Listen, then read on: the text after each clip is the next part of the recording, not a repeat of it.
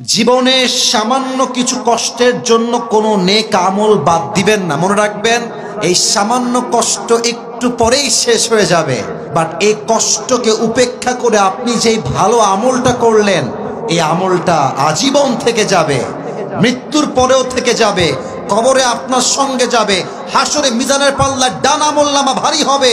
এই ভালো আমলটা একদিন আপনাকে জান্নাতের সুউচ্চ মাকামে পৌঁছে দিবে। ঠিক কিনা বলেন?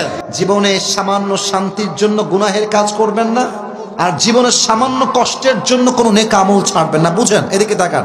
এটা কি গরমকাল না শীতকাল? আপনারা কথা না বললে তো ওয়াজ হবে না। গরমকাল না শীতকাল? শীতকালে ভোর রাত উঠতে খুব কষ্ট হয় না? ঠান্ডা লাগে, তাহাজ্জুদ পড়তে মনে চায় না, ঠান্ডা পানি দিয়ে উজু করতে মনে চায় না। প্লিজ একটু বোঝেন, এই 10টা মিনিট কষ্ট করে উঠে যান, উজু করে নেন, কষ্ট কিন্তু দূর হয়ে যাবে। কিন্তু 10টা মিনিট যে আপনি স্যাক্রিফাইস করে ফজরের নামাজটা পড়লেন, তাহাজ্জুদটা পড়লেন, এই আমলটা আজীবন আপনার জীবনের সঙ্গী হয়ে যাবে। ঠিক কিনা বলেন? সামান্য কষ্টের জন্য নেক আমল ছাড়বেন না, আর সামান্য শান্তির জন্য কোনো গুনাহের পথে পা বাড়াবেন না।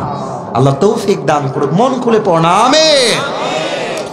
2 নাম্বার কথা, বিশেষ করে আমার কলিজার টুকরা যুবক ভাইদের জন্য, মনোযোগ দিয়ে কথাগুলো শুনবা। ড্রিম বিগ, স্বপ্নকে বড় করো। স্বপ্ন ছোট হলে তুমি মানুষটাও ছোট হয়ে যাবা। মাথায় রাখবা, মানুষের পরিচয় তার বাড়ি দিয়ে নয়, তার গাড়ি দিয়ে নয়, মানুষের পরিচয় তার স্বপ্নের মাধ্যমে। তোমার স্বপ্ন যত বড়, তুই মানুষটাও তত বড়। ঠিক কিনা বলে? যখন অনেক বড় হবে, ধাক্কা তত বড় খাবা। স্বপ্ন যত বড় হবে, জীবনে ছ্যাক তত বেশি খাবা। মাঝে মাঝে মনে হবে যে এত বড় বিপদ আমার সামনে চলে আসছে, আমি হয়তো আগামীতে বাড়তেই পারবো না। যত বড় ধাক্কা খাবা, আবার ঘুরে দাঁড়াও, সামনে এগিয়ে যাও, আল্লাহর উপর ভরসা রাখো। তোমার ভরসা আল্লাহর উপরে হবে, তোমার স্বপ্ন আল্লাহ নিজেই পূরণ করে দিবে। ঠিক কিনা বলেন? আর একটা কথা মাথায় রাখবেন, খুব দিল থেকে শুনবেন। মাত্র আর 1 মিনিট কথা বলবো, বলেই আমার কথা আমি শেষ করব এই চ্যাপ্টারে। খুব ভালো করে বুঝবেন, যখনই আপনি আপনার স্বপ্নকে পূরণ করবার জন্য কাজ করবেন, কখনো এইটা ভাববেন না যে যদি আমি হেরে যাই তবে আমার কি হবে। অলওয়েজ ভাববেন, যদি আমি জিতে যাই তবে আমার কি হবে। কারণ আপনি যদি কাজ শুরু করার পূর্বে হেরে যাওয়ার চিন্তা করেন, আপনার স্বপ্ন থেকে আপনি পিছু পা হয়ে যাবেন।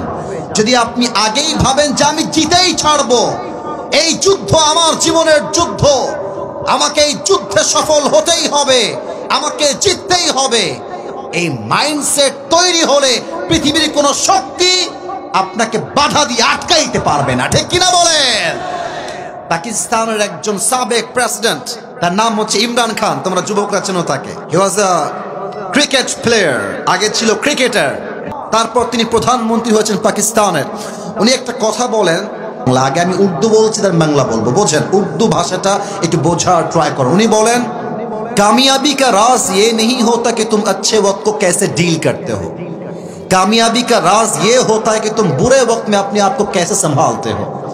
সফলতার মানদণ্ড এটা নয় যে তুমি তোমার ভালো সময়কে কেমনে কাটাও। আরে ভাই, ভালো সময় তো সবাই হাসতে পারে, আর খারাপ সময়ে কয়জন হাসতে পারে? ঠিক কিনা বলেন?